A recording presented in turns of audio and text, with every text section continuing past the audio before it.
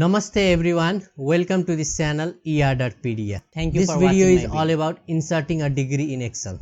Till now you are inserting the degree by using the symbol method, which is so much time consuming. For that you go to the cell where you want to insert the degree, and in the insert section you select the symbol, and here in the font you select the Calibri. This one is the Calibri, and here in the Calibri select this degree and insert it and close this.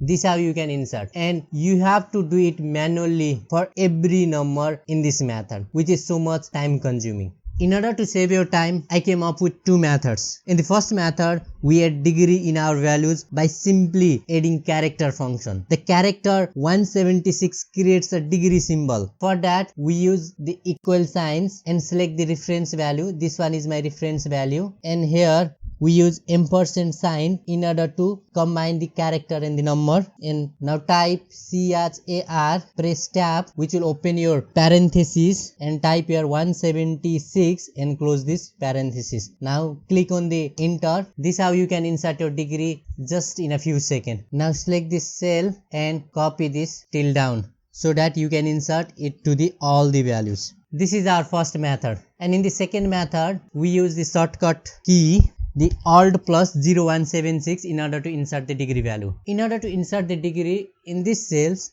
double click on this cell here and just press Alt plus 0176. Your degree will insert it. One thing you have to remember here is you only need to use the number keyboard. This is not going to work if you use the number along the top of the keyboard. You have to remember that. Now in order to do the same things for all this cell, just select the cells, right click here, and in the format cell here go to this custom. We have to give the format here. Type here 0 and press Alt plus 0176 and you will see the degree.